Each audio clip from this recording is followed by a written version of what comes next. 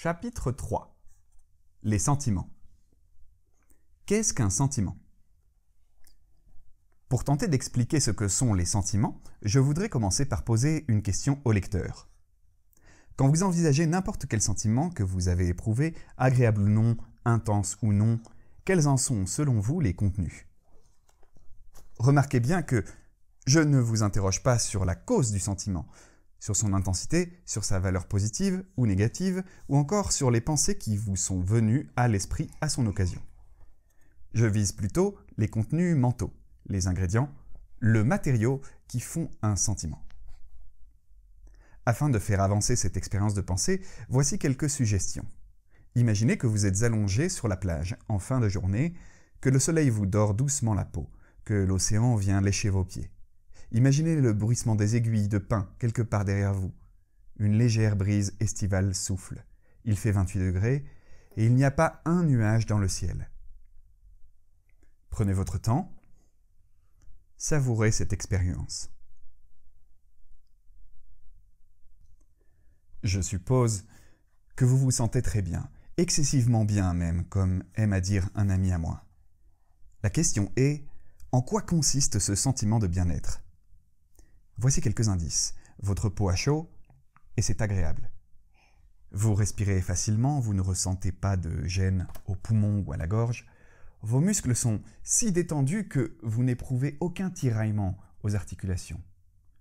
Votre corps se sent léger, bien posé, mais avec nonchalance. Si vous passez en revue votre organisme, vous pouvez sentir sa machinerie qui fonctionne doucement, sans anicroche, sans douleur, une vraie perfection.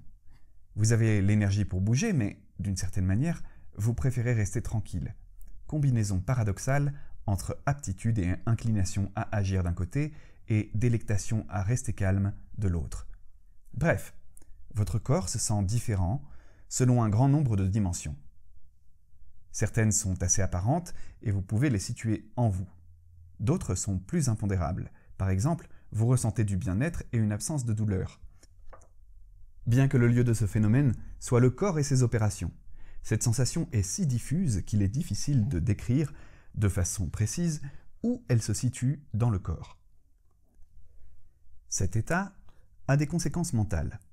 Si vous détournez votre attention du simple bien-être lié à ce moment, si vous parvenez à stimuler les représentations mentales qui ne renvoient pas directement à votre corps, vous découvrez que votre esprit est occupé par des pensées dont les thèmes créent une nouvelle vague de sentiments agréables. L'image d'événements dont vous anticipez ardemment qu'ils seront agréables vous vient à l'esprit, de même que des scènes que vous avez vécues avec plaisir dans le passé.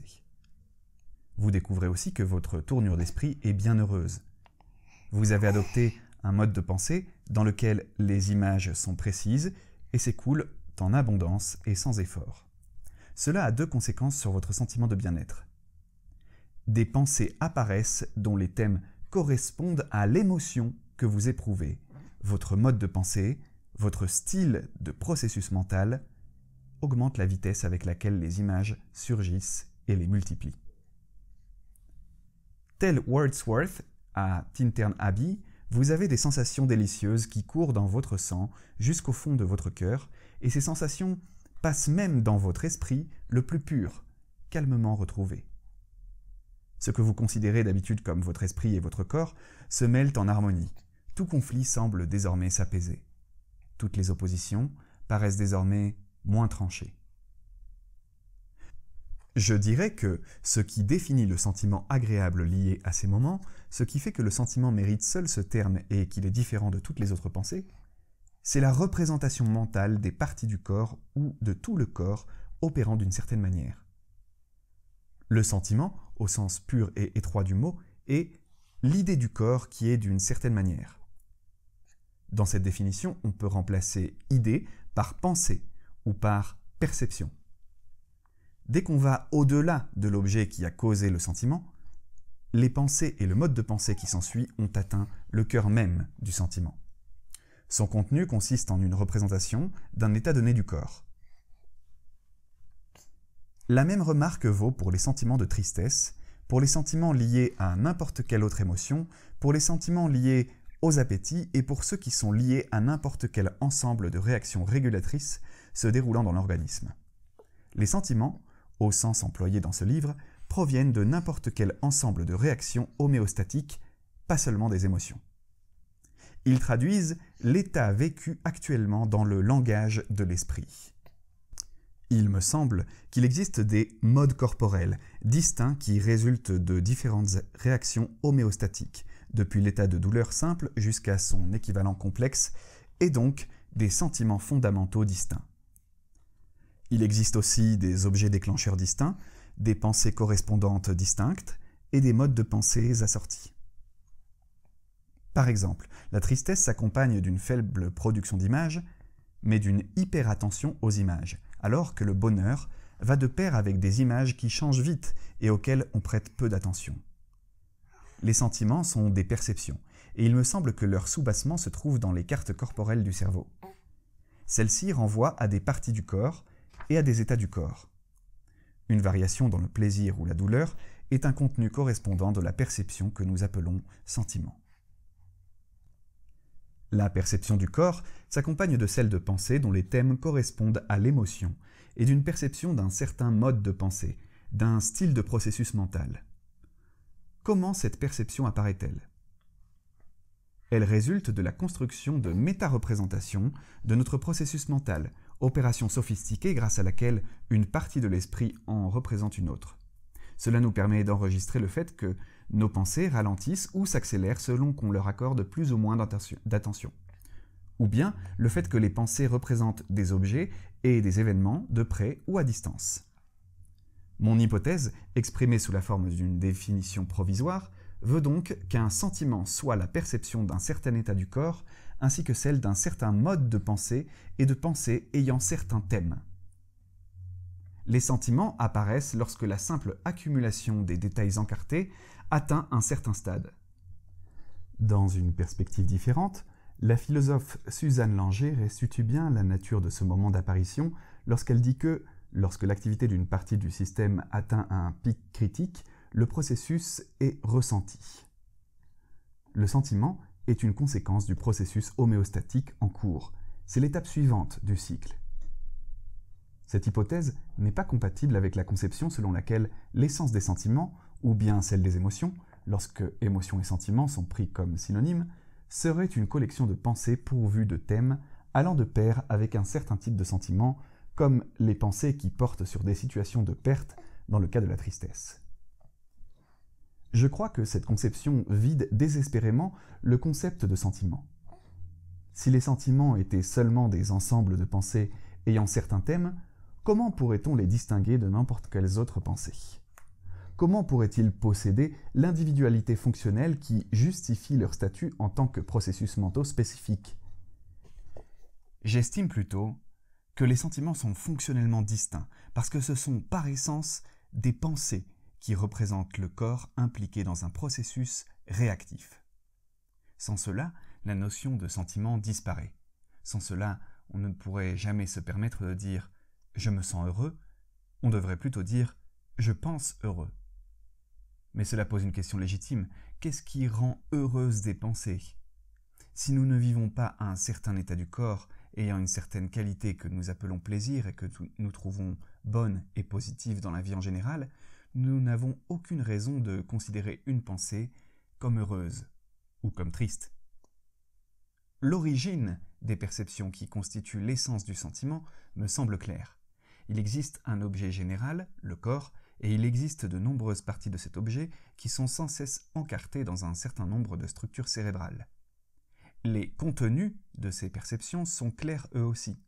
Ce sont divers états du corps, dépeints par les cartes représentant le corps selon toute une gamme de possibilités. Par exemple, la micro- et la macrostructure des muscles tendus sont différentes de celles des muscles repos.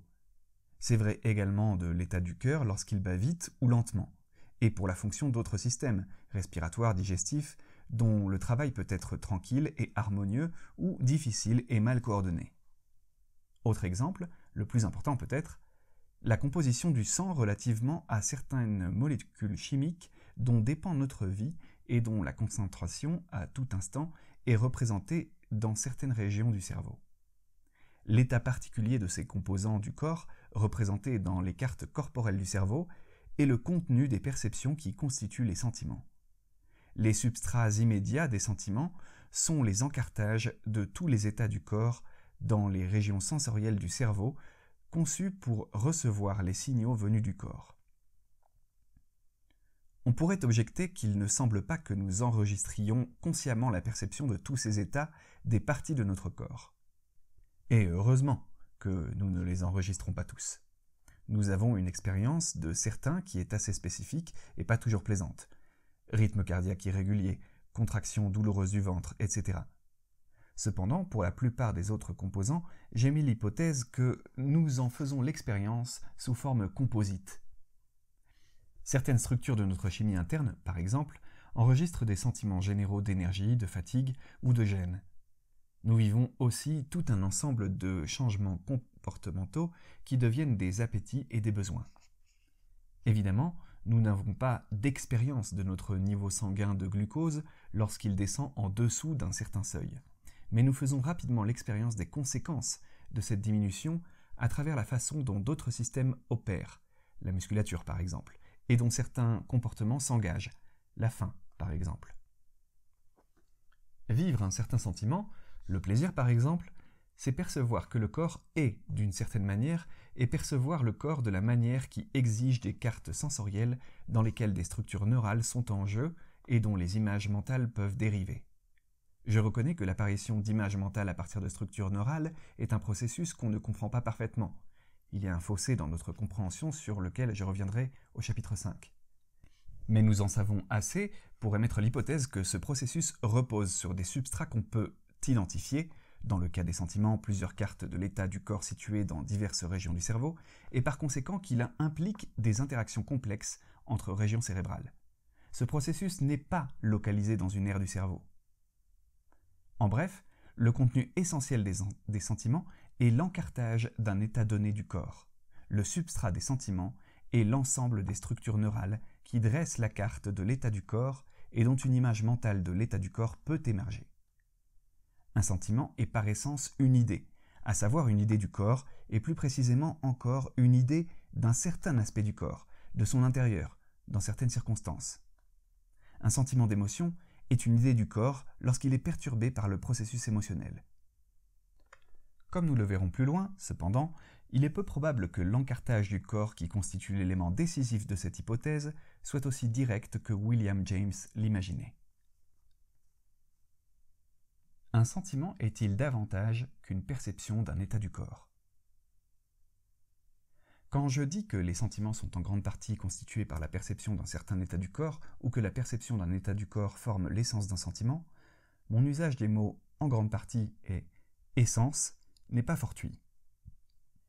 On trouvera la raison de cette subtilité dans l'hypothèse définition du sentiment qui vient d'être discuté. En maintes circonstances, en particulier lorsqu'on dispose de peu de temps ou qu'on n'en a pas du tout pour examiner les sentiments, ils sont seulement la perception d'un certain état du corps.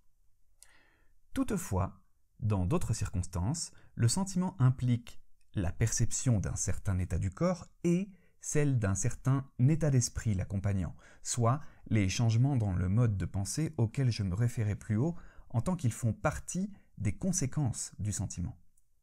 Dans ces circonstances, nous avons des images du corps qui est ceci ou cela et, parallèlement, des images de notre style de pensée. Dans certaines circonstances, peut-être la variété la plus avancée du phénomène, le processus est tout sauf simple. Il comporte ceci: les états du corps, qui sont l'essence du sentiment, et lui confèrent un contenu distinct. Le mode altéré de pensée qui accompagne la perception de cet état du corps essentiel, et la forme de pensée qui va, en termes de thème, avec la sorte d'émotion ressentie. Dans ces occasions, si on prend l'exemple d'un sentiment positif, on pourrait dire que l'esprit se représente davantage que le bien-être. Il se représente aussi le bien-penser. La chair opère de façon harmonieuse, ou du moins l'esprit le dit, et notre puissance de pensée est à son sommet, ou peut s'y élever.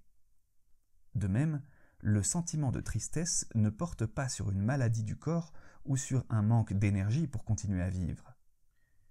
Il renvoie souvent à un mode inefficace de pensée, suscitant un nombre limité d'idées de perte.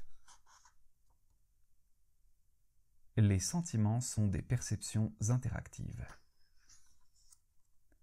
Les sentiments sont des perceptions et, par certains aspects, ils sont comparables aux autres perceptions.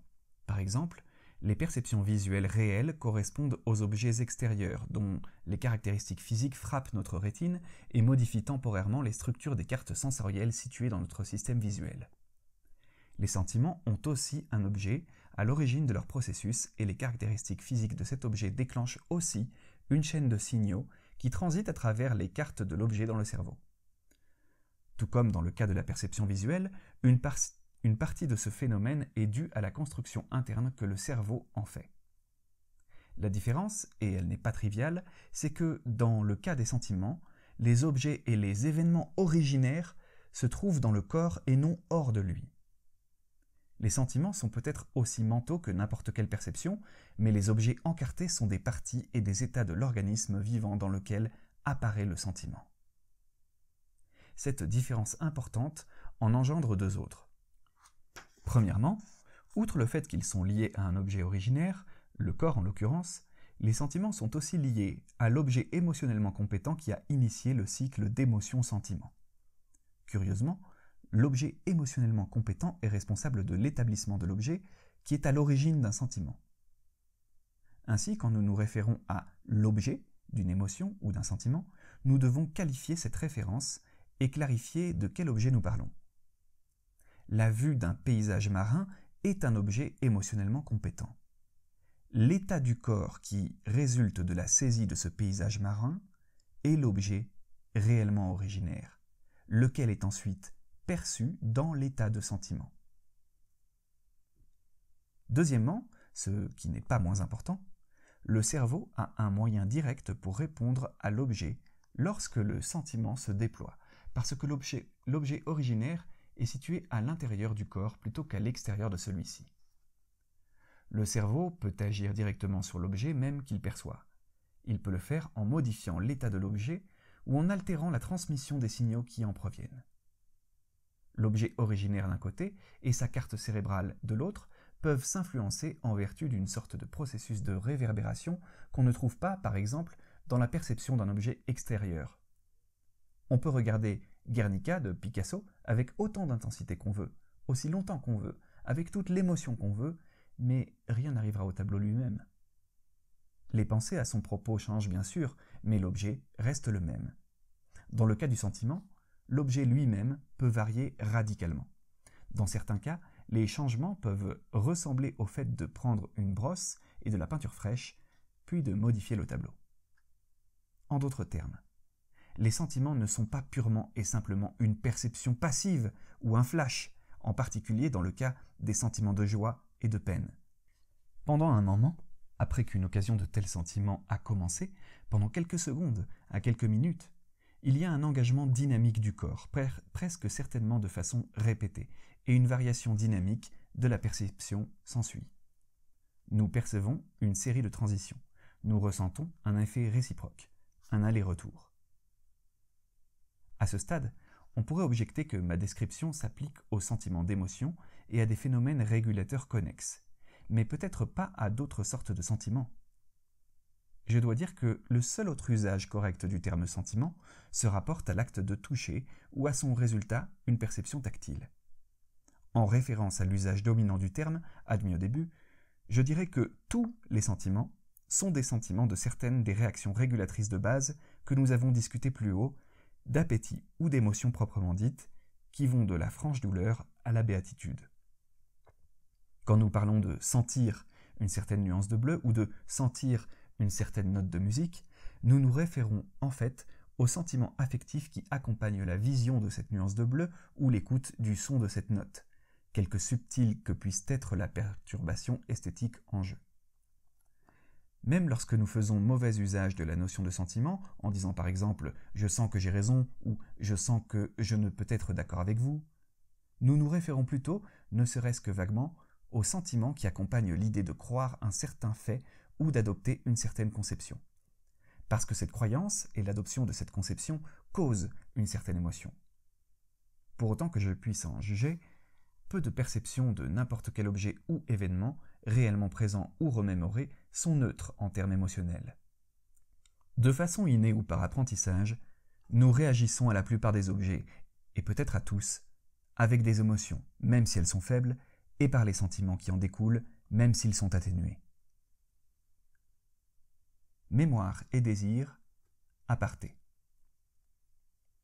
Au fil des ans, j'ai souvent entendu dire que, bien sûr, on peut sans doute se servir du corps pour expliquer la joie, la tristesse et la peur, mais certainement pas le désir, l'amour ou l'orgueil. J'ai toujours été intrigué par ces réserves et, lorsqu'on formulait cette affirmation directement devant moi, j'ai toujours répondu de la même manière « Pourquoi pas ? Essayons donc !» Que mon interlocuteur soit un homme ou une femme, je propose toujours la même expérience de pensée. Songez au moment, il n'y a pas longtemps j'espère, où vous avez vu une femme ou un homme, selon vos préférences, qui éveillait en vous, au bout de quelques secondes, un état de vif désir. Essayez de voir ce qui s'est alors produit en termes physiologiques, au moyen des procédés neurobiologiques que j'ai présentés. L'objet à l'origine de cet éveil se présentait dans toute sa gloire, sans doute pas en entier, mais par partie. Peut-être votre attention a-t-elle été arrêtée par la forme d'une cheville, par la façon dont elle se glissait dans le contrefort d'une chaussure et dont elle se prolongeait pour devenir une jambe. Jambe que vous ne voyiez pas, mais imaginiez seulement, sous une jupe. Elle m'est apparue par sections, elle avait plus de courbes qu'une route touristique, disait Fred Astaire pour décrire l'apparition de Sid Charisse dans Tous en scène. Ou peut-être était-ce la forme d'un cou, dépassant d'un chemiisier.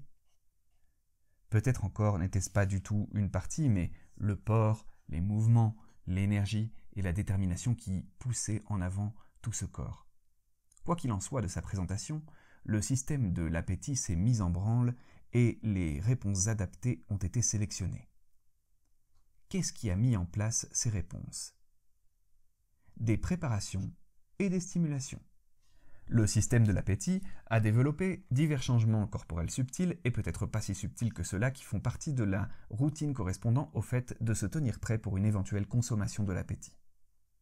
Peu importe si, dans un univers civilisé, celle-ci ne vient jamais, des altérations chimiques rapides se sont produites dans votre milieu interne, des variations du pouls et de la respiration compatibles avec vos souhaits à peine définis, des redistributions de votre circulation sanguine et une préparation musculaire des diverses structures de mouvement dans lesquelles vous pourriez vous engager, même si cela ne sera sûrement pas le cas. Les tensions de votre système musculaire et osseux se sont réarrangées. En fait, des tensions sont apparues là où il n'y en avait pas il y a quelques instants, et d'étranges relâchements se sont manifestés. En outre, l'imagination s'est mise en branle et vos souhaits sont devenus plus clairs.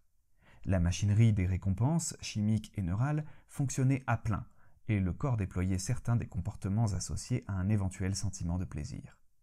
Tout cela était très excitant, évidemment, et il était très facile d'en dresser les cartes dans les régions cérébrales sensibles au corps et cognitives concernées. Le fait de penser au but de votre appétit vous causait des émotions agréables et les sentiments agréables correspondants. Voilà maintenant, c'était du désir qui était en vous. Dans cet exemple, l'articulation subtile des appétits, des émotions et des sentiments devient évidente. Si le but de l'appétit était accessible et atteint, la satisfaction causait une émotion spécifique de joie, du moins on peut l'espérer, et changer le sentiment de désir en un sentiment d'allégresse. Si le but était contrarié, il pouvait s'en suivre de la colère. Mais si le processus restait suspendu pendant un moment, sous forme de rêverie inatteignable, il déclinait doucement. Pas de cigarette après, désolé, vous n'êtes pas dans un film noir. La faim et la soif sont-elles si différentes que cela du désir sexuel ? Elles sont sans doute plus simples, mais pas réellement différentes dans leur mécanisme. C'est la raison pour laquelle tous trois peuvent se mélanger si facilement et parfois se compenser. La distinction principale tient à la mémoire, dirais-je. Elle réside dans la manière dont le rappel et le réarrangement permanent de nos expériences personnelles jouent un rôle dans le déroulement du désir, bien plus en général que dans la faim et la soif. Méfions-nous cependant des gastronomes et des amateurs de vin qui nous feront mentir. L'interaction est forte entre l'objet de désir et quantité de souvenirs personnels pertinents eu égard à cet objet. Occasion passée de désirer, aspiration passée, plaisir passé, réel ou imaginaire. L'attachement et l'amour romantique se prêtent-ils à une description biologique comparable ? Je ne vois pas pourquoi ce ne serait pas le cas. pour autant que l'effort pour expliquer les mécanismes fondamentaux ne soit pas poussé à l'extrême consistant à vouloir expliquer de façon arbitraire les expériences personnelles uniques de quelqu'un et à banaliser l'individu. On peut certainement séparer le sexe de l'attachement en étudiant comment deux hormones que nous fabriquons couramment dans notre corps, les peptides oxytocine et vasopressine, affectent le comportement lié au sexe et à l'attachement d'une charmante espèce, le campagnol de prairie. Le fait de bloquer l'oxytocine chez une femelle de cette espèce avant l'accouplement n'interfère pas avec le comportement sexuel, mais empêche l'attachement au partenaire sexuel. Du sexe, oui, de la fidélité, non. Le fait de bloquer la vasopressine chez le mâle avant l'accouplement a un effet comparable. Il y a encore accouplement, mais le campagnol de prairie, en général fidèle, ne se lie pas à la femelle, non plus qu'il ne se soucie de protéger sa compagne et, le cas échéant, sa progéniture. Le sexe et l'attachement ne sont pas l'amour romantique, bien sûr, mais ils entrent dans sa généalogie. De même pour l'orgueil ou la honte, deux affects dont on a souvent dit qu'ils n'étaient pas liés du tout aux expressions du corps. Mais si, bien sûr. Peut-on imaginer une posture corporelle plus nette que celle de la personne qui est gonflée d'orgueil? Qu'est-ce qui gonfle exactement? Les yeux sont grands ouverts et regardent droit devant, le menton est haut, le cou et le torse sont aussi verticaux que possible, la poitrine est remplie d'air, le pas est assuré. Ce ne sont là que quelques-uns des changements corporels que nous pouvons voir. Comparez-les à ceux d'un homme honteux et humilié. Assurément, la situation émotionnellement compétente est bien différente pour la honte. Les pensées qui accompagnent cette émotion et sont consécutives de la survenue de ces sentiments sont aussi différentes que le jour et la nuit. Ici aussi, toutefois, nous trouvons un état bien distinct et susceptible d'être encarté entre l'événement déclenchant et les pensées qui lui font écho. Il doit en aller de même pour l'amour fraternel, le sentiment le plus honorable, dont la modulation dépend uniquement des données autobiographiques qui définissent notre identité. Et pourtant, comme l'a si clairement saisi Spinoza, il dépend aussi d'occasions de plaisir corporel je veux dire, éveillé par les pensées que suscite un objet particulier. Les sentiments dans le cerveau. Données nouvelles. La conception selon laquelle les sentiments sont reliés à des encartages neuraux de l'état du corps a été testée de manière expérimentale. Nous avons ainsi mené récemment une enquête sur les structures d'activité cérébrale qui apparaissent en association avec le fait de sentir certaines émotions.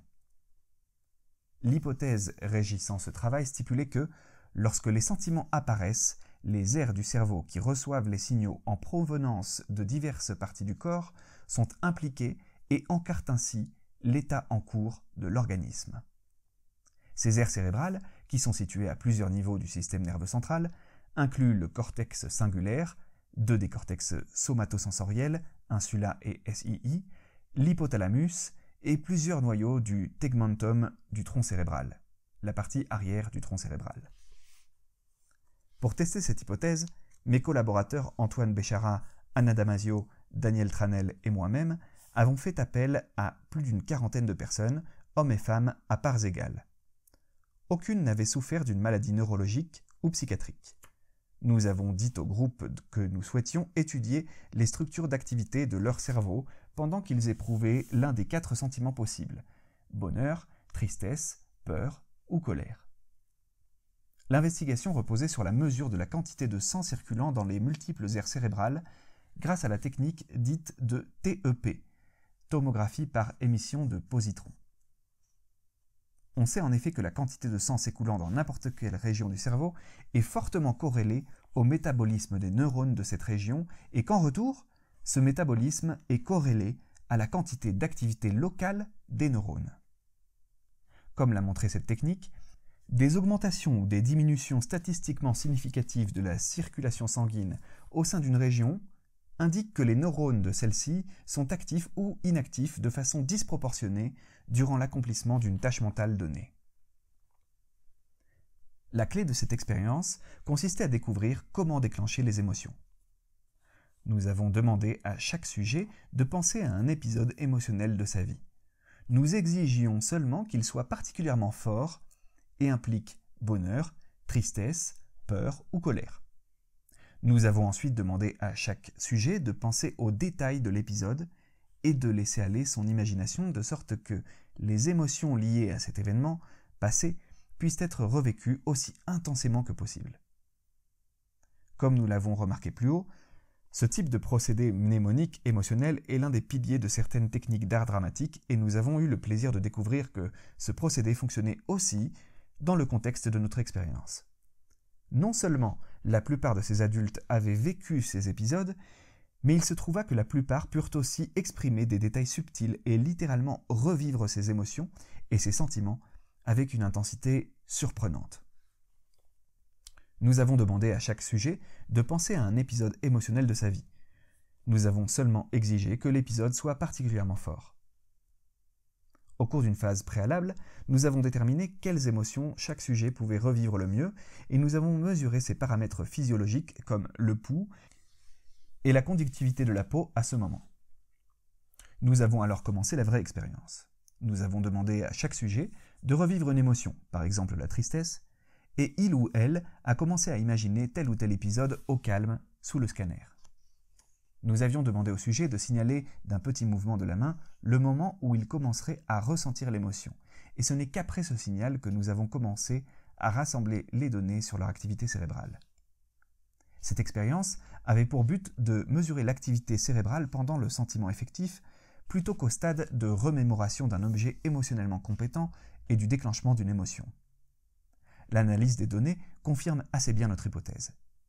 Toutes les aires sensibles au corps qui ont été examinées, le cortex singulaire, les cortex somatosensoriels de l'insula et de SII, les noyaux du tegmentum du tronc cérébral, se caractérisaient par une structure d'activation et de désactivation significative en termes statistiques. Cela montrait que l'encartage des états du corps avait été nettement modifié pendant le processus correspondant au sentiment. Surtout, comme nous l'escomptions, ces structures d'activation et de désactivation différaient selon les émotions. De même que nous pouvons sentir que notre corps est conformé différemment pendant le sentiment de joie ou celui de tristesse, nous pouvons montrer que les cartes cérébrales correspondant à ces états du corps sont différentes elles aussi. Ces découvertes sont importantes à plusieurs titres.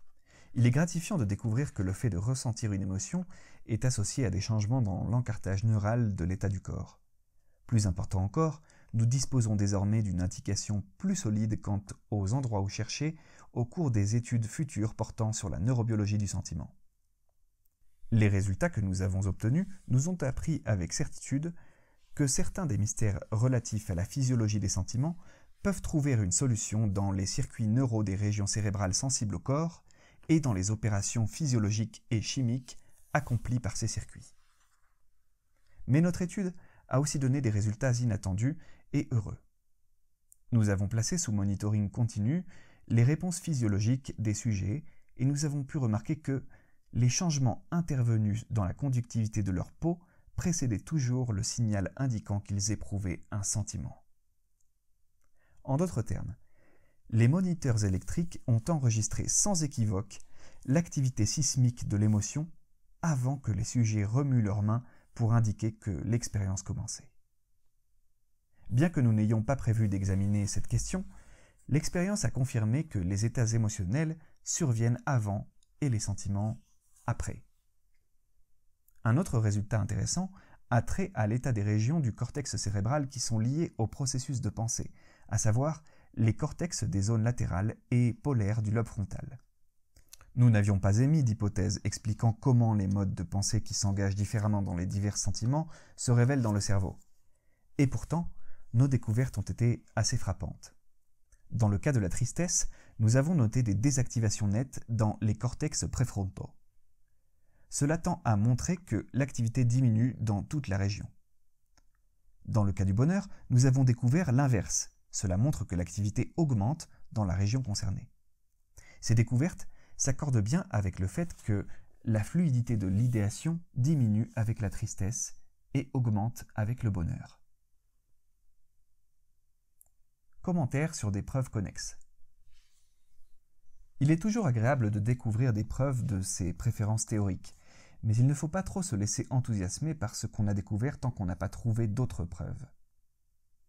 Si l'indice des régions somasensorielles que nous avons rencontrées au cours de notre étude sur les sentiments est un fait solide, d'autres devraient en découvrir des preuves compatibles. De nombreuses données concordantes sont actuellement collectées grâce à la même démarche, c'est-à-dire des techniques d'imagerie fonctionnelle comme le TEP et l'IRMF, concernant une gamme éclectique de sentiments. Les études menées par Raymond Dolan et ses collaborateurs sont particulièrement pertinentes pour notre propos, parce qu'elles concernent spécifiquement notre travail, bien que des travaux sans relation aient aussi produit des résultats compatibles. Que les participants à ces études éprouvent le plaisir de manger du chocolat, le sentiment incomparable que produit l'amour romantique, la culpabilité de Clytemnestre ou l'excitation due à la vision d'extraits de films érotiques, les zones clés visées dans nos expériences, par exemple le cortex insulaire et le cortex singulaire, témoignent de changements significatifs. Ces aires sont plus ou moins actives selon diverses structures au sein de la région clé, ce qui atteste l'idée que les états de sentiment sont corrélés à l'engagement important de ces régions cérébrales.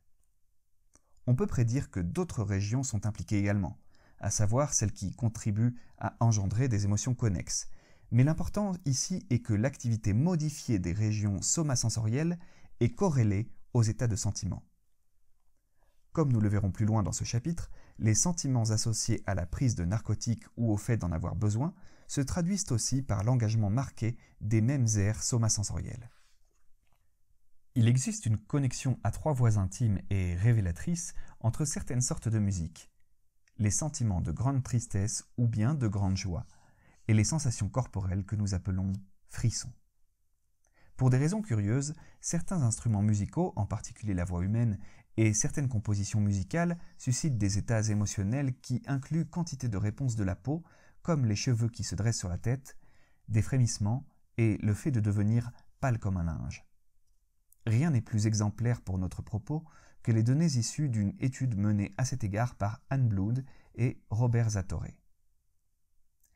Ils voulaient étudier les corrélats neuraux des états agréables causés par l'écoute d'une musique capable de donner des frissons en bas de la colonne vertébrale. Ces chercheurs ont découvert ces corrélats dans des régions somasensorielles de l'insula et du cortex singulaire antérieur, zones nettement impliquées par des morceaux de musique donnant le frisson. Surtout, ils ont établi une corrélation entre l'intensité de cette activation et les frissons décrits par les sujets d'expérience. Ils ont ainsi démontré que l'activation était liée aux morceaux donnant le frisson, choisis individuellement par les participants à l'étude, et non à la simple écoute de la musique en général. Curieusement, on pourrait en déduire que l'apparition de frissons est causée par la production immédiate d'opiacés endogènes dans les régions cérébrales modifiées par ces sentiments. Cette étude a aussi permis d'identifier les régions impliquées dans la production de réponses émotionnellement sous-jacentes aux états agréables, par exemple les cortex orbifrontaux droits, le striatum ventral gauche et les régions corrélées de façon négative à l'état agréable, par exemple l'amygdale droite, tout comme dans notre propre étude. Les recherches portant sur le traitement de la douleur apportent aussi des éléments instructifs. Au cours d'une intéressante expérience menée par Kenneth Casey, on a fait subir aux participants une douleur à la main, en l'immergeant dans de l'eau glacée, ou un stimulus vibratoire non douloureux, toujours à la main, tout en passant leur cerveau au scanner. La douleur a produit des changements nets d'activité dans les deux régions somatosensorielles, insula et SII. Le stimulus vibratoire a produit l'activation d'une autre région somatosensorielle, SI, mais pas de l'insula et de SII, les régions les plus liées au sentiment d'émotion. Après chaque test, les chercheurs ont donné aux patients du fentanyl, médicament qui imite la morphine parce qu'il agit sur les récepteurs opioïdiques microns, et ont de nouveau passé les sujets au scanner. Dans le cas de la douleur, le fentanyl réduisait à la fois la douleur et l'implication de l'insula et de SII.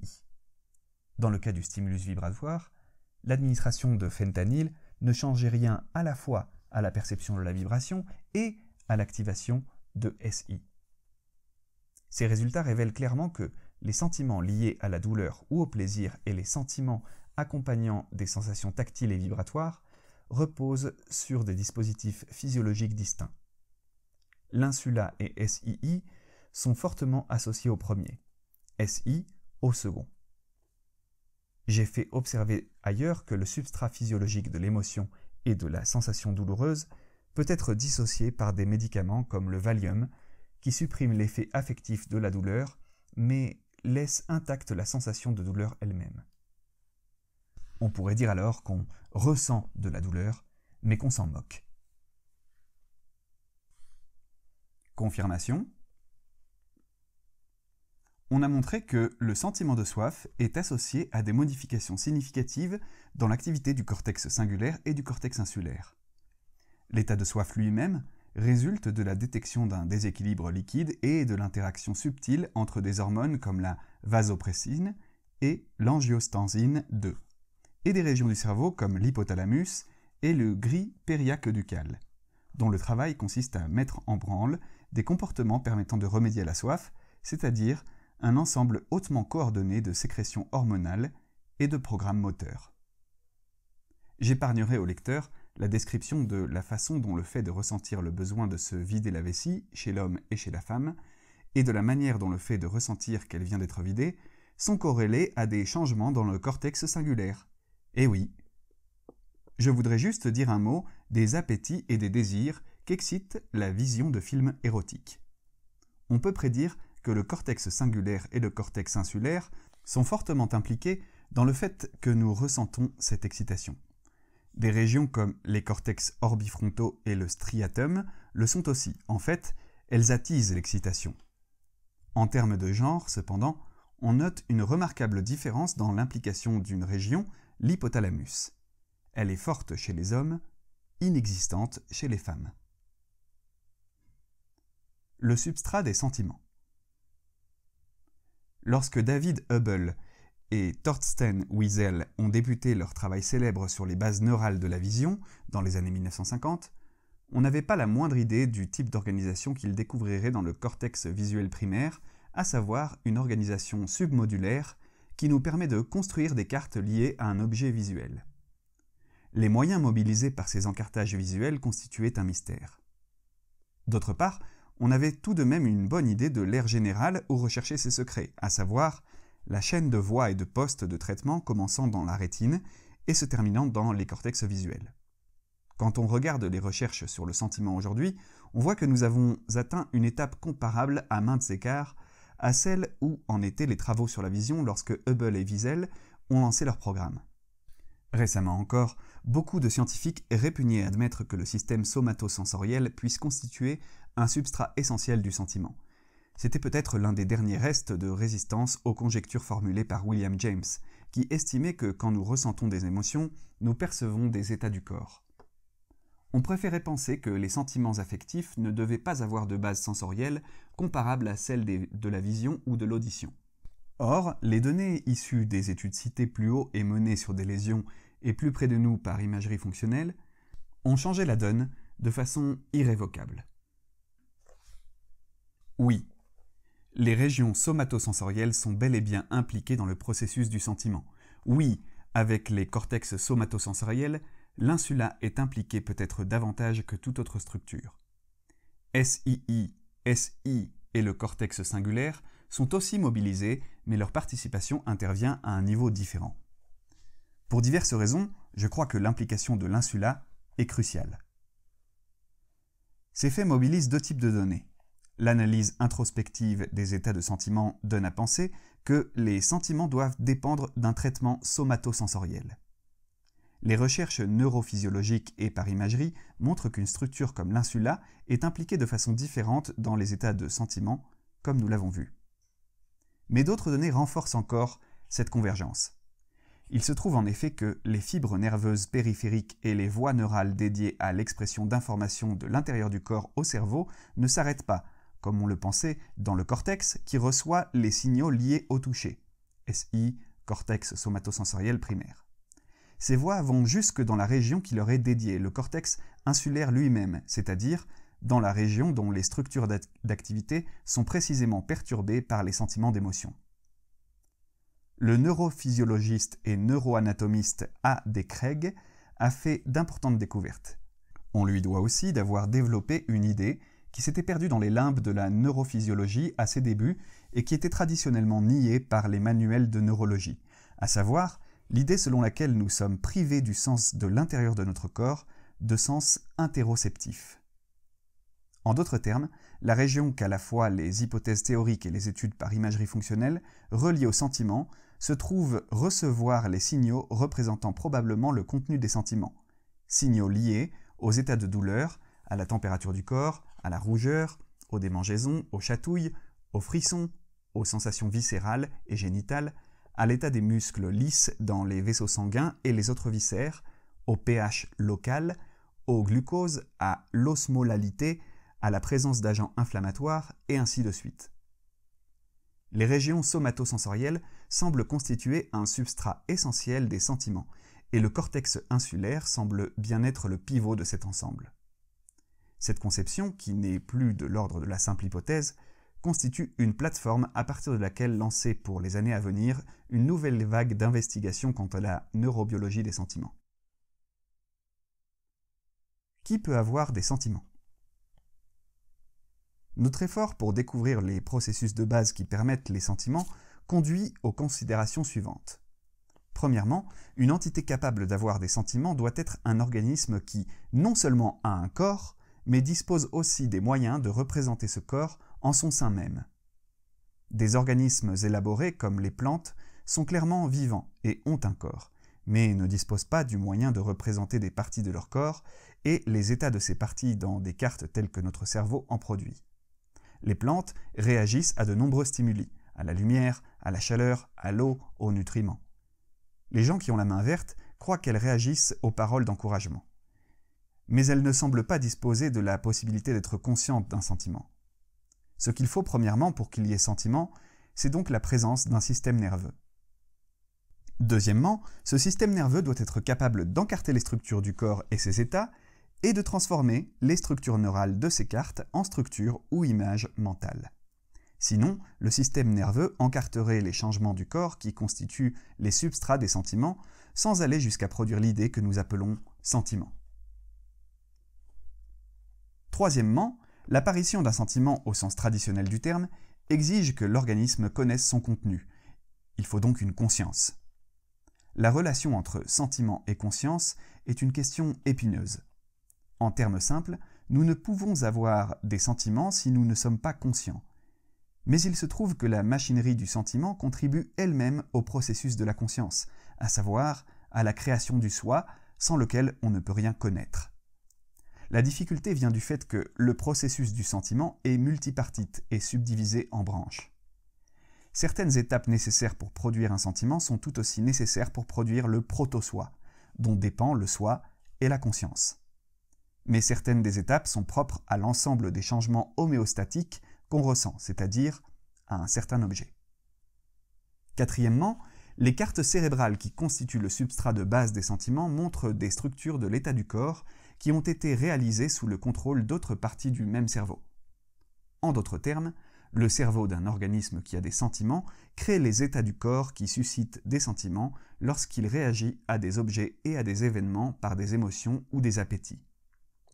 Dans les organismes capables de sentiments, le cerveau est donc une double nécessité. Il doit assurément être là pour produire des encartages du corps. Cependant, avant cela, le cerveau doit avoir été là pour contrôler ou construire l'état émotionnel du corps qui est ensuite encarté en tant que sentiment. Ces circonstances attirent l'attention sur une raison probable pour laquelle les sentiments sont devenus possibles au cours de l'évolution. Sans doute parce qu'il existait des cartes cérébrales aptes à représenter des états du corps. Ces cartes elles-mêmes sont devenues possibles parce que la machinerie cérébrale liée à la régulation du corps en avait besoin pour procéder à ces ajustements régulateurs, à savoir ceux qui se produisent pendant le déroulement d'une réaction émotionnelle. Cela veut dire que les sentiments ne dépendent pas seulement de la présence d'un corps et d'un cerveau capables de représentation du corps, mais qu'ils dépendent aussi de l'existence préalable de la machinerie cérébrale de la régulation vitale, y compris des mécanismes de régulation vitale qui causent des réactions comme les émotions et les appétits. Si la machinerie cérébrale sous les émotions n'existait pas au préalable, il n'y aurait rien d'intéressant à ressentir. Répétons-le, au début était l'émotion et ses soubassements.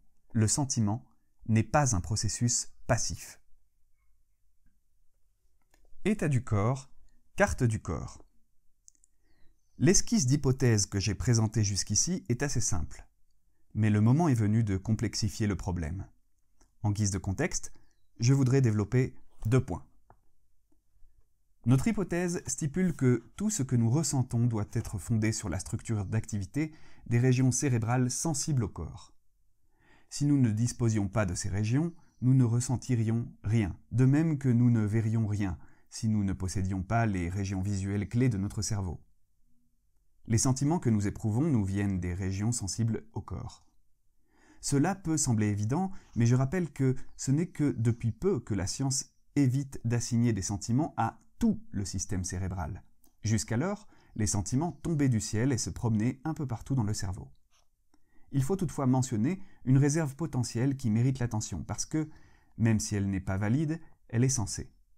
Dans de nombreux cas, les régions sensibles au corps produisent une carte précise de ce qui se passe dans le corps, mais pas dans certains cas, pour la simple raison que l'activité des régions d'encartage ou bien les signaux qui y arrivent ont pu être modifiés. La structure encartée n'est plus fidèle.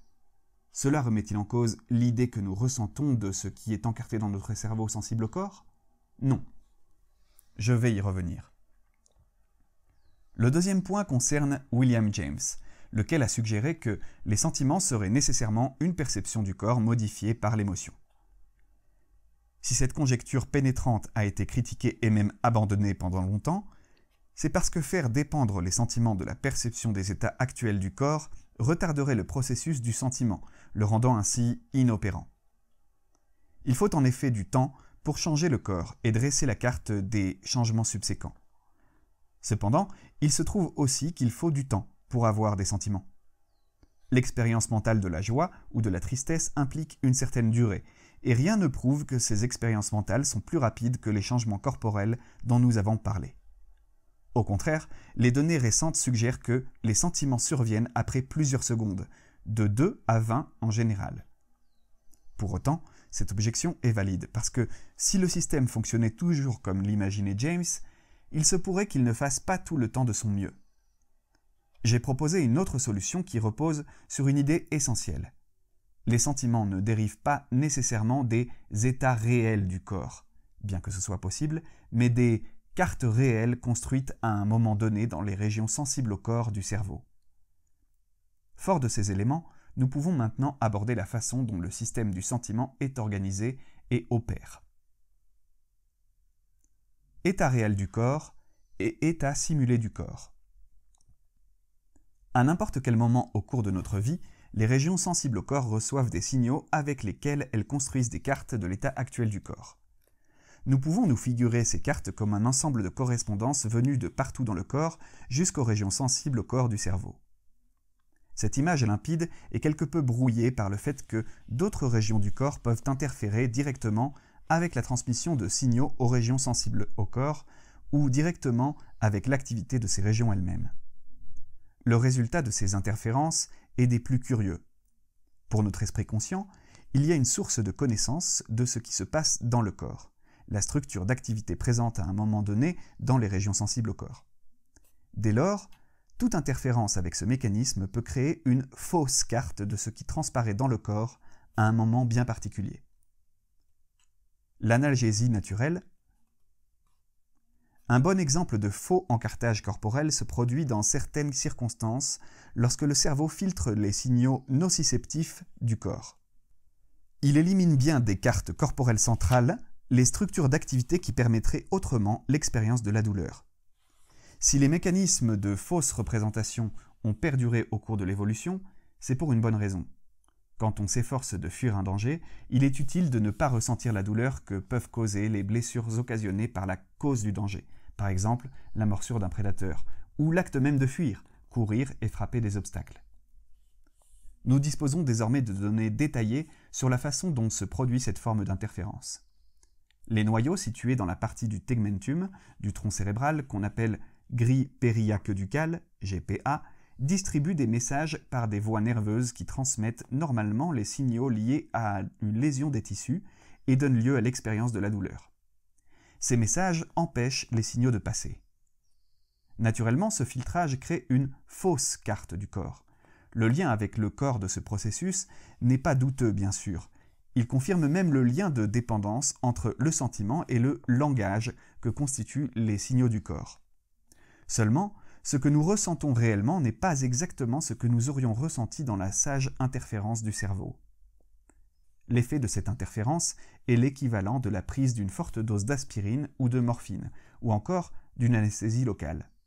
Sauf, bien sûr, que c'est le cerveau qui agit et que ce phénomène est naturel. Incidemment, la métaphore de la morphine s'applique bien parce que l'une des variétés de cette interférence utilise des analogues de la morphine engendrés naturellement et de façon interne, des peptides opioïdiques comme les endorphines. Il existe plusieurs classes de peptides opioïdiques et tous sont fabriqués naturellement par notre corps. C'est pourquoi on les appelle endogènes. Ils comprennent les endomorphines, les encéphalines, la dynorphine, en plus des endorphines. Ces molécules se lient à des classes spécifiques de récepteurs situés dans certains neurones de certaines régions du cerveau. Ainsi, en cas de besoin, la nature nous fournit l'injection d'analgésiques que le médecin compassionnel administre aux patients qui souffrent.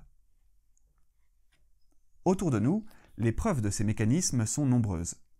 Ceux d'entre nous, orateurs ou acteurs qui ont dû parler ou jouer alors qu'ils étaient malades, ont connu l'étrange disparition des pires symptômes physiques d'indisposition, à peine montés sur scène. La sagesse populaire attribue ce miracle à une montée d'adrénaline. L'idée selon laquelle une molécule chimique est impliquée est bonne, mais cela ne nous dit pas où agit cette molécule et pourquoi son action cause l'effet désiré. Je crois que ce qui se passe est une modification tout à fait bienvenue des cartes actuelles du corps. Elle exige plusieurs messages neuraux et implique certaines molécules chimiques, même si l'adrénaline n'est probablement pas la principale. Les soldats sur le champ de bataille modifient aussi les cartes corporelles qui représentent la douleur et la peur dans leur cerveau. Sans ces modifications, les actes d'héroïsme auraient peu de chances d'apparaître. Si ce trait agréable n'avait pas été ajouté au menu de notre cerveau, l'évolution aurait même pu laisser tomber l'accouchement en faveur d'un mode moins douloureux de reproduction.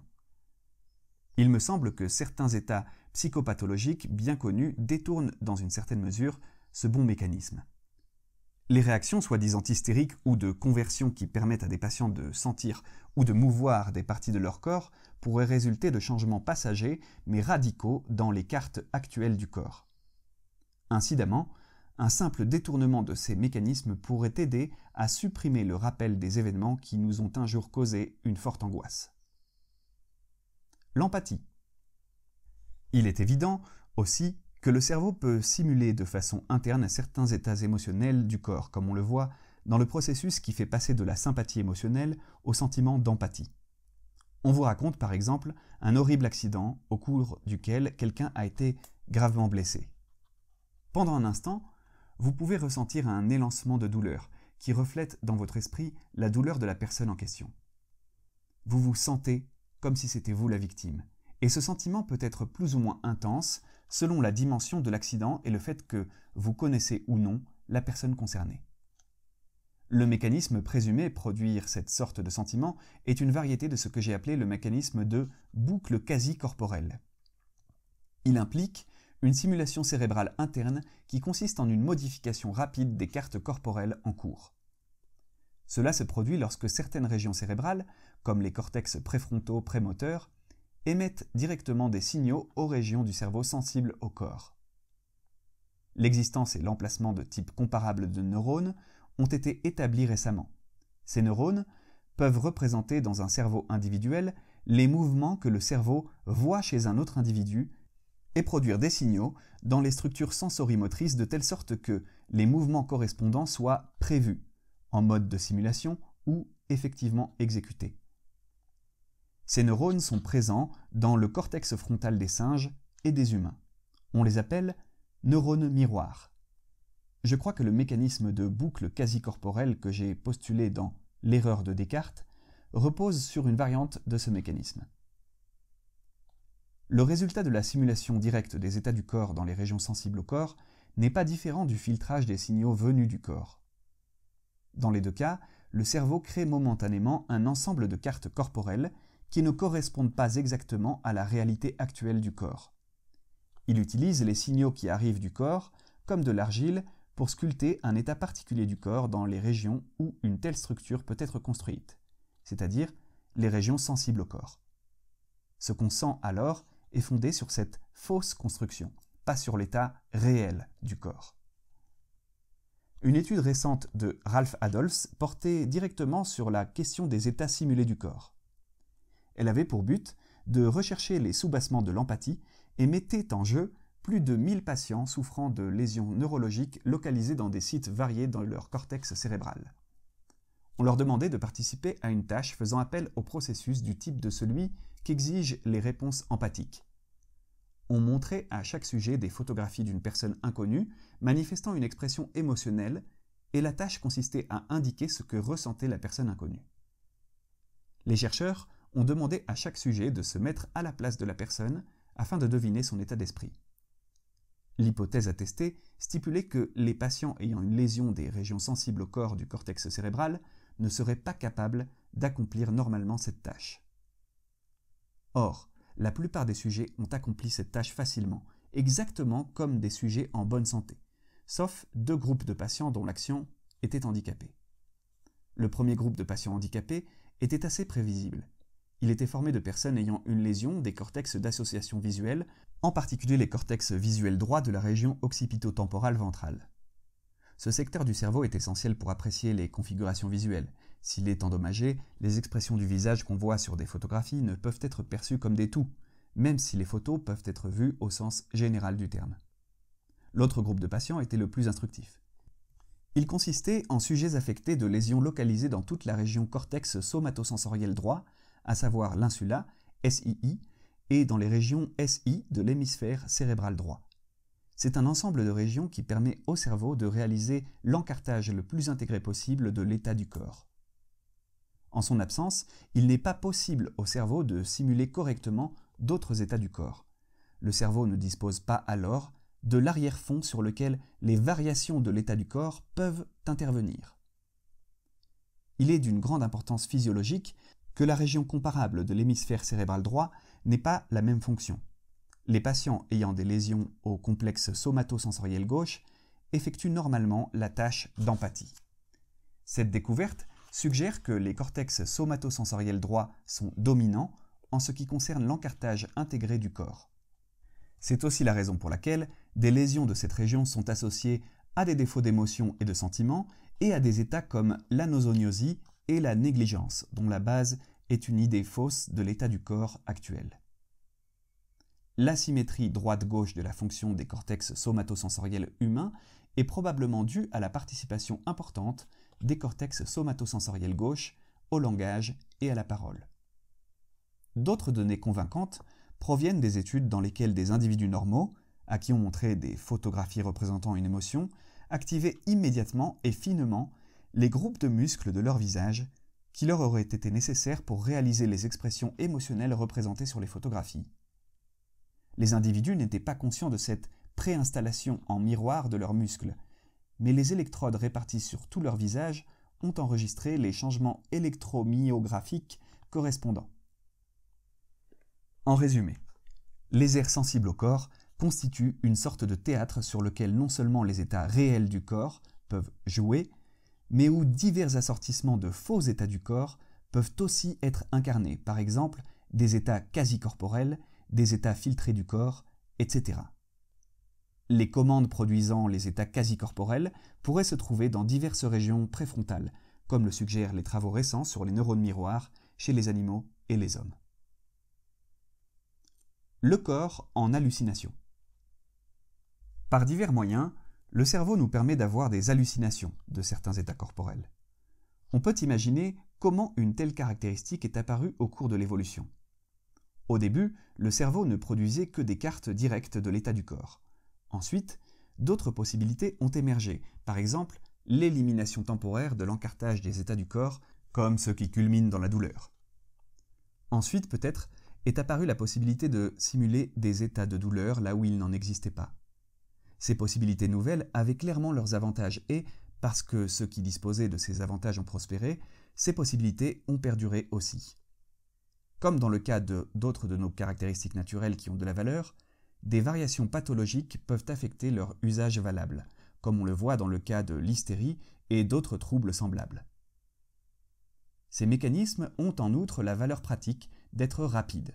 Le cerveau peut modifier les cartes corporelles très vite, sur une échelle de temps qui est de l'ordre de centaines de millisecondes ou même moins. Bref intervalle nécessaire pour que les axones courts et myélinisés envoient des signaux par exemple du cortex préfrontal aux cartes somatosensorielles de l'insula, situées à seulement quelques centimètres. Le temps nécessaire pour que le cerveau induise des changements dans le corps lui-même se compte en secondes.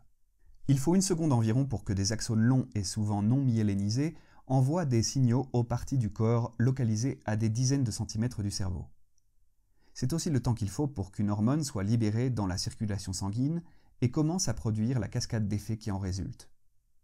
C'est sans doute pour cette raison que, en maintes circonstances, nous pouvons sentir une relation temporelle fine entre de subtiles nuances de sentiments et les pensées qui les ont déclenchées et s'ensuivent. La vitesse des mécanismes quasi-corporels en jeu ici rapproche pensée et sentiment, plus facilement que si le sentiment dépendait seulement des changements réels du corps. Il faut noter que les hallucinations comme celles que nous venons de décrire sont plus adaptives quand elles surviennent dans les systèmes sensoriels que celles qui ont trait à l'intérieur du corps. Les hallucinations visuelles sont très dérangeantes, et de même les hallucinations auditives. Elles ne servent à rien, même pas à distraire les patients suivis en neurologie et en psychiatrie qui ont à en souffrir. La même chose vaut pour les odeurs ou les goûts en hallucination que connaissent les patients épileptiques. Et pourtant, les hallucinations de l'état du corps, hors des quelques états psychopathologiques que j'ai soulignés, sont utiles à l'esprit normal. La chimie des sentiments. Tout le monde sait aujourd'hui que les antidépresseurs transforment la tristesse ou le sentiment de médiocrité en contentement et en confiance. Toutefois, avant l'ère du Prozac, l'alcool, les narcotiques, les analgésiques et des hormones comme les oestrogènes et la testostérone, ainsi que quantité de psychotropes, avaient montré que des substances chimiques peuvent altérer les sentiments. Il est évident que l'action de ces composés chimiques est due à la conception de leurs molécules. Comment ces composés agissent-ils ? L'explication est en général que les molécules chimiques agissent sur certains neurones de certaines régions du cerveau pour produire le résultat désiré. Du point de vue des mécanismes neurobiologiques, cependant, ces explications peuvent sembler un peu magiques. Tristan et Iseult boivent un filtre d'amour, bang! À la scène suivante, ils tombent amoureux.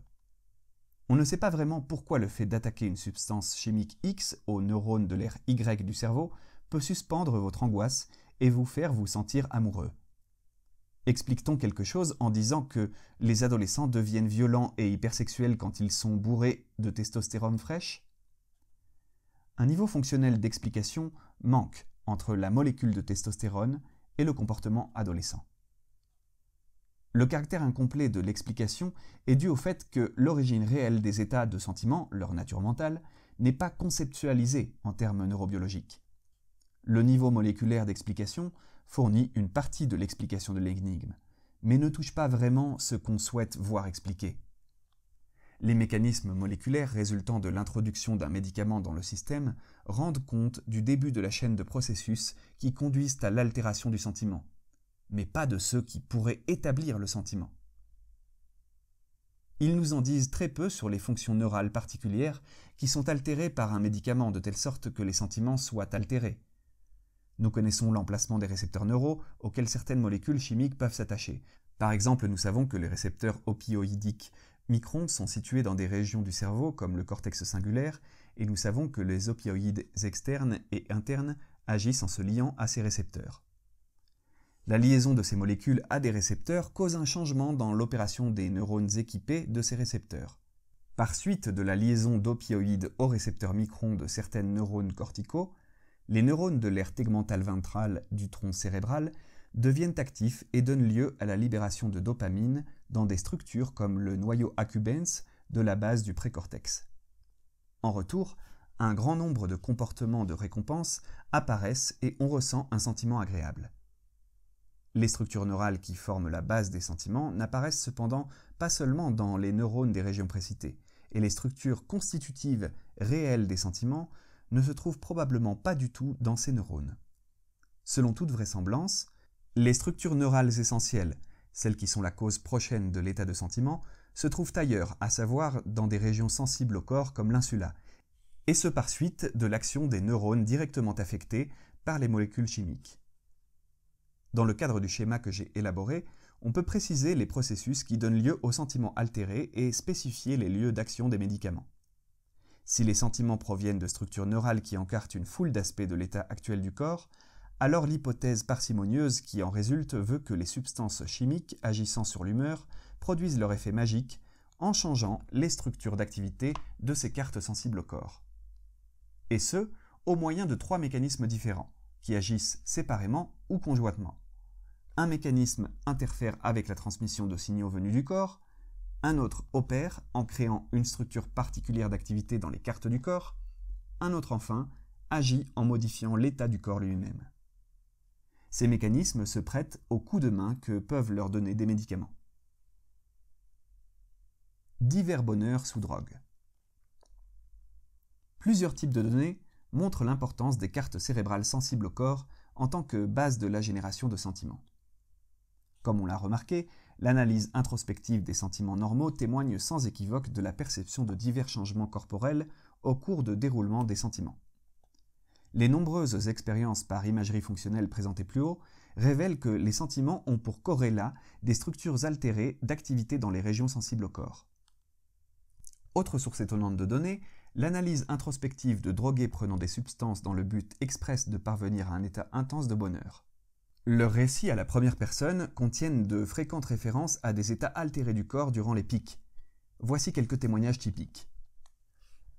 Mon corps était plein d'énergie et en même temps complètement détendu. C'est comme si chaque cellule de chaque os de votre corps sautait avec délice. C'est une anesthésie douce, une sensation généralisée de picotement, de chaleur. On aurait dit un orgasme de tout le corps. Le corps est empli de chaleur. Ce bain chaud était si bon que je ne peux rien en dire. C'est comme si votre tête explosait, une chaleur agréable et un sentiment intense de relaxation. C'est comme le sentiment de relâchement après l'amour, en mieux. Le corps s'élève, des fourmis partout, le corps vous dit qu'il est complètement engourdi. Vous vous sentez comme enveloppé dans la couverture la plus agréable, la plus chaude et la plus confortable du monde.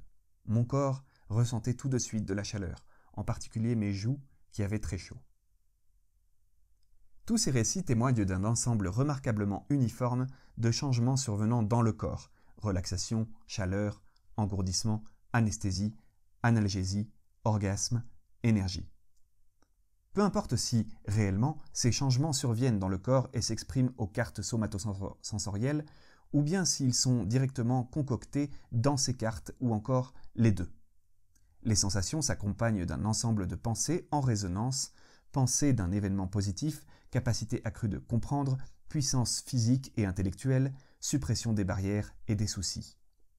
Curieusement, les 4 premiers comptes rendus faisaient suite à des prises de cocaïne.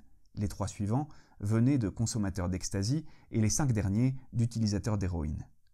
L'alcool produit des effets plus modestes, mais comparables. Le fait que ces effets aient un noyau commun est d'autant plus impressionnant que les substances qui les ont causés sont différentes chimiquement et agissent sur des systèmes chimiques différents dans le cerveau. Toutes ces substances opèrent en occupant des systèmes cérébraux comme si les molécules étaient créées de l'intérieur. Par exemple, la cocaïne et les amphétamines agissent sur le système dopaminergique. Mais l'ecstasy, méthylène-dioxyméthamphétamine ou MDMA, cette variante d'amphétamine si à la mode aujourd'hui, agit sur le système sérotoninergique. Comme nous l'avons vu, l'héroïne et les autres substances opiacées agissent sur les récepteurs opioïdiques micron et delta. L'alcool passe par les récepteurs A du GABA et les récepteurs du glucamate NMDA. Il est important de remarquer qu'on peut trouver la même implication systématique des régions somatosensorielles décrites dans les études par imagerie fonctionnelle pour divers sentiments naturels dans les recherches au cours desquelles les participants éprouvaient des sentiments résultant de la prise d'ecstasy, d'héroïne, de cocaïne, de marijuana ou bien en état de manque. Le cortex singulaire et l'insula sont ici aussi les sites dominants d'implication. La distribution anatomique des récepteurs sur lesquels agissent ces différentes substances est également assez diverse, la structure étant quelque peu différente pour chacune de ces drogues. Et pourtant, les sentiments qu'elles procurent sont assez semblables. On peut donc penser que, d'une certaine manière, à un point de vue de leur action, ces différentes molécules forment des structures d'activité semblables dans les régions sensibles au corps. En d'autres termes, l'effet ressenti provient de changements dans un site neural commun ou dans plusieurs sites, ce qui résulte de différentes cascades de changements dans les systèmes déclenchés par différentes substances. En rendre compte seulement au niveau des molécules et des récepteurs ne suffit pas à expliquer les effets observés. Parce que tous les sentiments contiennent une part de douleur ou de plaisir, ingrédient nécessaire, et parce que les images mentales que nous appelons sentiments proviennent des structures neurales présentes dans les cartes corporelles, on peut penser que la douleur et ses variantes apparaissent lorsque les cartes corporelles du cerveau prennent certaines configurations. De même, le plaisir et ses variantes sont le résultat de certaines configurations des cartes. Ressentir de la douleur ou éprouver du plaisir consiste à avoir des processus biologiques dans lesquels notre image du corps, telle qu'elle est représentée dans les cartes corporelles du cerveau, se conforme à une certaine structure. Les médicaments, comme la morphine ou l'aspirine, altèrent cette structure. Et de même, l'ecstasy et le scotch. De même, les produits anesthésiques. De même, certaines formes de méditation. De même, les pensées de désespoir. De même, enfin, les pensées d'espoir et de salut. Et voici les détracteurs. Certains détracteurs, tout en admettant le bien fondé de la discussion en cours sur les bases physiologiques du sentiment, resteront insatisfaits et affirmeront que je n'ai pas encore expliqué pourquoi on ressent ainsi des sentiments. Je pourrais répliquer que leur question est mal posée, qu'on ressent ainsi des sentiments parce que c'est comme ça, parce que c'est dans la nature des choses. Mais je retiens leur objection et je ne veux pas me défiler. Poursuivons donc en ajoutant certains détails aux réponses déjà fournies et en indiquant aussi précisément que possible la nature profonde des encartages qui contribuent à un sentiment. Au premier abord, les encartages du corps sous-jacents au sentiment peuvent sembler une représentation grossière et vague de l'état des viscères ou des muscles. Mais réfléchissons. Considérez tout d'abord que chaque région du corps est encartée en même temps parce que chacune contient des terminaisons nerveuses qui peuvent renvoyer des signaux au système nerveux central en ce qui concerne l'état des cellules vivantes constituant cette région en particulier. La transmission est complexe. Ce n'est pas une affaire de 0 et de 1 indiquant par exemple qu'une cellule vivante fonctionne ou non. Les signaux sont fortement panachés. Par exemple, des terminaisons nerveuses peuvent indiquer le taux de concentration d'oxygène et de dioxyde de carbone aux alentours d'une cellule. Elles peuvent donner un indice du pH du bain chimique dans lequel chaque cellule vivante est immergée. Elles peuvent signaler la présence de composés toxiques, externes ou internes. Elles peuvent aussi détecter l'apparition de molécules chimiques engendrées de façon interne, comme les cytokines, qui indiquent un dérangement et une maladie liée dans une cellule vivante. En outre, les terminaisons nerveuses peuvent indiquer l'état de contraction des fibres musculaires. Des fibres lisses constituant la paroi de chaque artère, petite ou grande, partout dans le corps, aux grandes fibres striées qui constituent les muscles de nos membres, de notre cage thoracique ou de notre visage. Elles signalent ainsi au cerveau ce que les viscères, la peau et le ventre font à n'importe quel moment. Surtout, en plus des informations qu'ils reçoivent des terminaisons nerveuses, les encartages du corps, qui constituent le substrat des sentiments dans le cerveau, sont aussi directement informés d'une foule de variations dans la concentration des molécules chimiques présentes dans la circulation du sang via une route non neurale. Par exemple, dans la partie du cerveau qu'on appelle l'hypothalamus, les groupes de neurones lisent directement la concentration du glucose, sucre, ou de l'eau dans votre sang et agissent en fonction. Comme mentionné plus haut, leur action est un besoin ou un appétit. Une concentration réduite de glucose donne lieu à la production d'un appétit, à savoir l'état de faim, et au déclenchement de comportements visant à ingérer de la nourriture et à corriger le niveau trop bas de glucose. De même, une diminution dans la concentration de molécules d'eau donne lieu à la soif et à la conservation de l'eau. Les reins se voient ainsi commandés de ne pas éliminer autant d'eau et la structure respiratoire change de sorte que moins d'eau se perde dans l'air exhalé. Nombre d'autres sites, en particulier l'area postrema du tronc cérébral et les organes subfornicaux situés près des ventricules latéraux, se comportent comme l'hypothalamus. Ils convertissent les signaux chimiques exprimés par la circulation sanguine en signaux neuraux transmis par des voies neurales à l'intérieur du cerveau. Le résultat est le même, le cerveau en tire une carte de l'état du corps. Comme le cerveau passe en revue l'organisme tout entier, localement et directement, par les terminaisons nerveuses, mais aussi globalement et chimiquement par la circulation sanguine, le détail de ces cartes et leur panachage sont tout à fait remarquables. Elles échantillonnent l'état vécu dans tout l'organisme vivant et, à partir de ces échantillons étonnamment développés, elles peuvent distiller des cartes des états intégrés. Quand nous disons que nous nous sentons bien ou mal fichus, la sensation que nous éprouvons vient des échantillons composites fondés sur l'encartage de la chimie propre à notre milieu interne. Il n'est pas tout à fait juste de dire, comme c'est souvent le cas, que la transmission neurale qui a lieu dans le tronc cérébral et l'hypothalamus n'est jamais consciente. Je crois au contraire qu'une partie en est rendue consciente sous une forme particulière et que c'est précisément ce qui constitue nos sentiments d'arrière-plan. Il est vrai que les sentiments d'arrière-plan peuvent apparaître sans qu'on y fasse attention, mais on y fait attention assez souvent. Pensez-y la prochaine fois que vous serez cloué par un rhume, ou encore mieux, que vous vous sentirez au 7e ciel et le plus heureux des hommes. Encore des détracteurs. À ce stade, d'autres détracteurs se lèveront pour dire que le cockpit des avions modernes est rempli de senseurs reliés au corps de l'appareil, tout comme ceux que j'ai décrits. Et de demander « L'avion ressent-il quelque chose ? Si oui, pourquoi ressent-il ce qu'il ressent ?» Toute tentative pour associer ce qui se passe dans un organisme vivant complexe et ce qui se produit dans une machine fabriquée par des ingénieurs, par exemple un Boeing 777, est téméraire.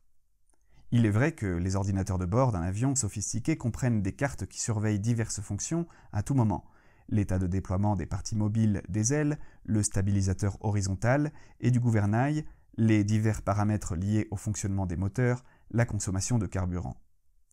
Des variables d'ambiance sont aussi surveillées comme la température, la vitesse du vent, l'altitude, et ainsi de suite.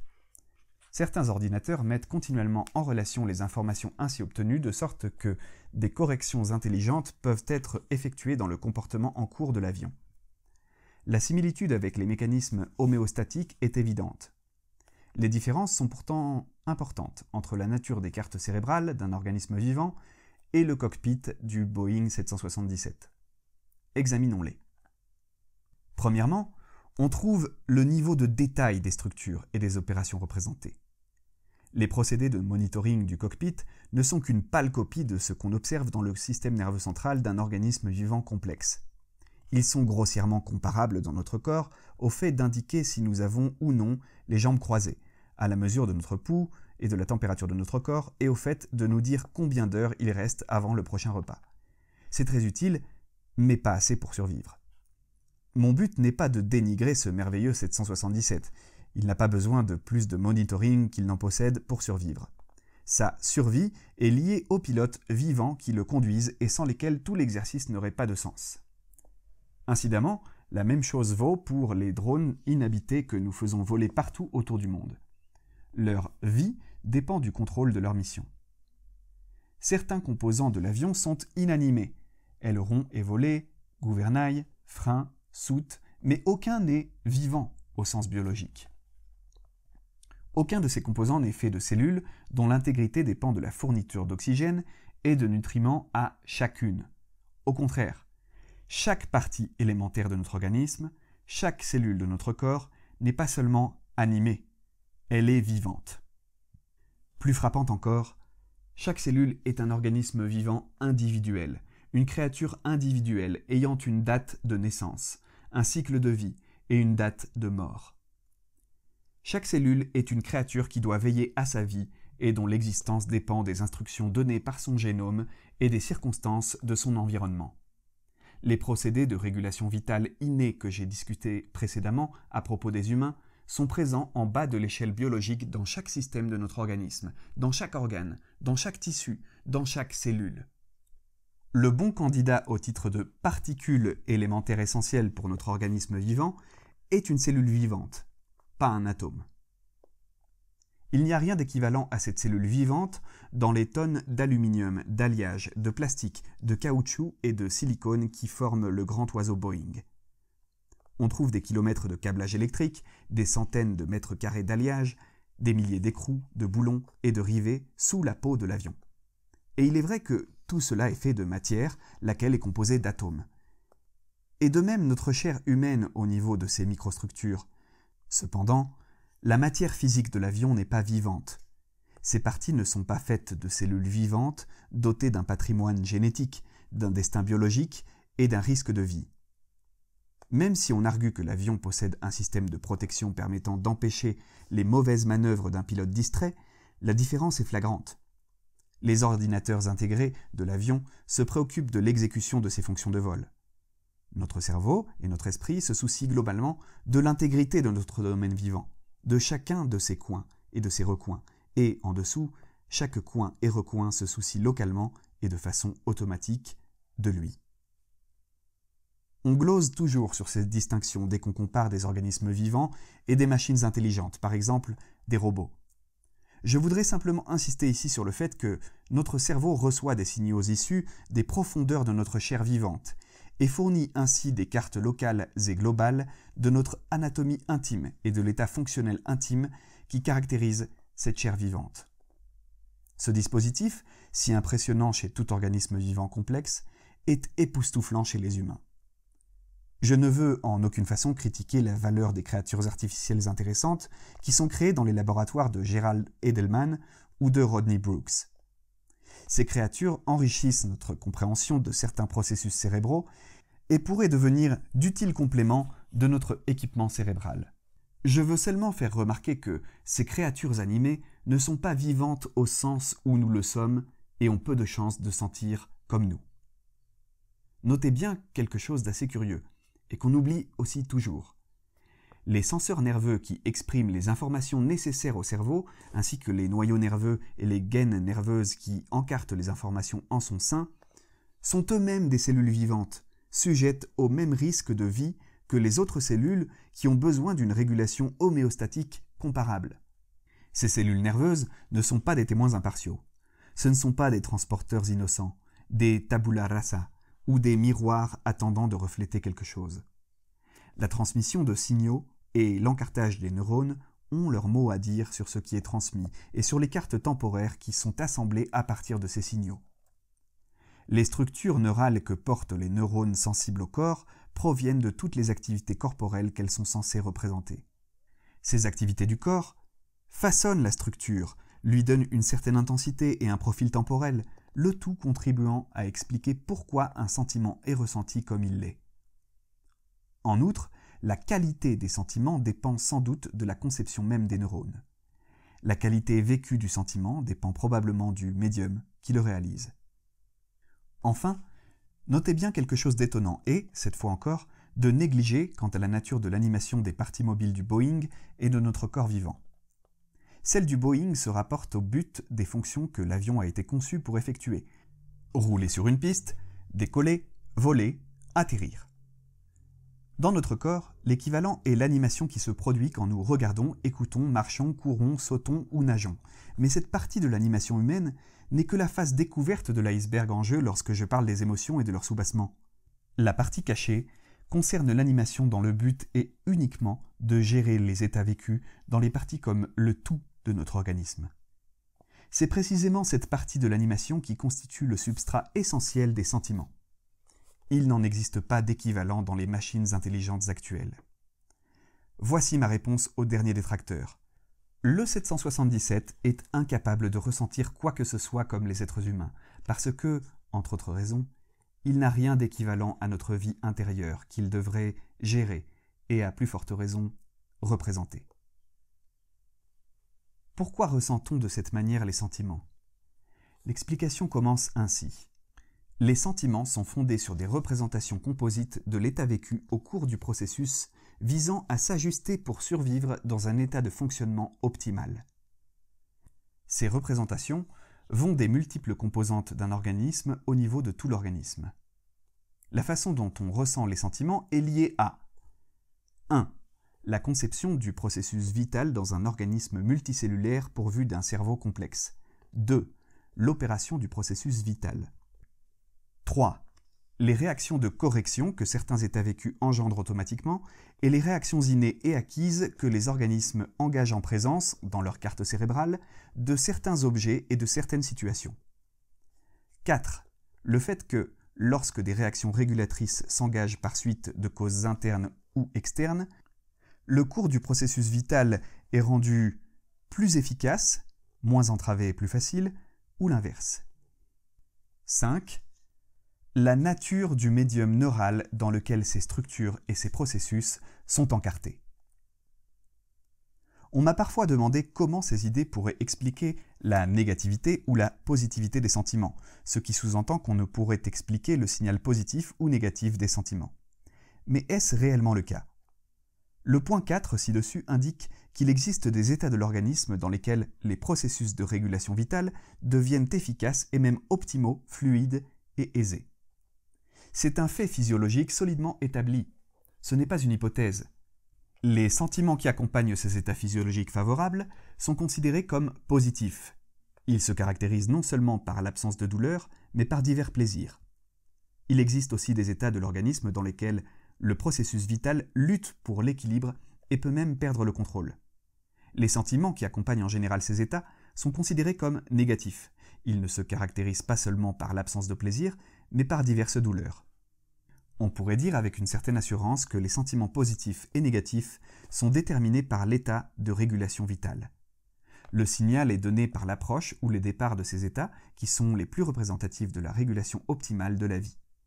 Incidemment, l'intensité des sentiments pourrait aussi être liée au degré de correction nécessaire dans les états négatifs et au degré à partir duquel les états positifs dépassent le seuil homéostatique dans la direction optimale. Il me semble que la qualité ultime des sentiments, qui explique en partie pourquoi on les ressent comme on les ressent, vient du médium neural. Mais une partie substantielle de la réponse tient au fait que les processus vitaux sont ou bien fluides ou bien contraints. C'est ainsi qu'ils opèrent vu l'étrange état que nous appelons la vie et l'étrange nature des organismes, le conatus de Spinoza, qui les pousse à s'efforcer de se préserver, quoi qu'il se passe, jusqu'à ce que la vie s'arrête avec l'âge, la maladie ou un dommage infligé de l'extérieur. Le fait que nous autres créatures sensibles et sophistiquées appelions certains sentiments positifs et d'autres négatifs est directement lié à la fluidité et aux contraintes du processus vital. Notre conatus préfère naturellement les états fluides de vie. Nous gravitons vers eux. Notre conatus évite naturellement les états contraints de vie. Nous nous en gardons. Nous pouvons sentir ces relations et nous pouvons aussi vérifier que, dans la trajectoire de notre vie, les états fluides qu'on ressent comme positifs se trouvent associés aux événements que nous appelons bons, alors que les états contraints que nous ressentons comme négatifs se trouvent associés à ce qui est mauvais. C'est le moment d'affiner la formulation que j'ai proposée au début de ce chapitre. L'origine des sentiments est le corps dans un certain nombre de ses parties. Nous pouvons toutefois aller plus loin, maintenant, et découvrir une origine plus précise sous ce niveau de description, les nombreuses cellules qui composent ces parties du corps et existent à la fois comme organismes individuels pourvus de leur conatus et comme membres coopérant à la société enrégimentée que nous appelons le corps humain, tenus ensemble par le conatus de l'organisme. Les contenus des sentiments sont les configurations de l'état du corps représentées dans les cartes somatosensorielles. Nous pouvons toutefois ajouter maintenant que les structures transitoires de l'état du corps changent vite sous l'influence mutuelle et en miroir du cerveau et du corps lorsque survient une occasion de sentiment. Surtout, la valeur positive ou négative des sentiments et leur intensité s'alignent sur la facilité ou la difficulté générale avec lesquelles sont traités les événements de vie. Enfin, on peut ajouter que les cellules vivantes qui constituent les régions cérébrales somatosensorielles ainsi que les voies neurales qui transmettent au cerveau les signaux venus du corps ne sont pas des pièces indifférentes dans cet appareil. Elles jouent sans doute un rôle essentiel dans la qualité des perceptions que nous appelons sentiments. C'est aussi le moment de recoller ce que j'ai disjoint. Si je distingue émotion et sentiment, c'est dans un but de recherche, afin de comprendre tout l'ensemble des phénomènes affectifs il est utile de séparer les composantes en jeu, d'étudier leurs opérations et de voir comment ces composantes s'articulent dans le temps. Une fois atteinte la compréhension désirée, en partie au moins, il est tout aussi important de remettre ensemble les parties du mécanisme afin de pouvoir considérer le tout fonctionnel qu'elles constituent. Cela nous ramène à Spinoza, qui affirmait que le corps et l'esprit sont des attributs parallèles de la même substance. Nous les distinguons sous le microscope de la biologie parce que nous voulons savoir comment cette substance unique fonctionne et comment les aspects que sont le corps et l'esprit sont engendrés en son sein. Après avoir enquêté sur l'émotion et le sentiment pris de façon relativement isolée, nous pouvons, pour un bref temps de repos, les rassembler à nouveau en tant qu'affect.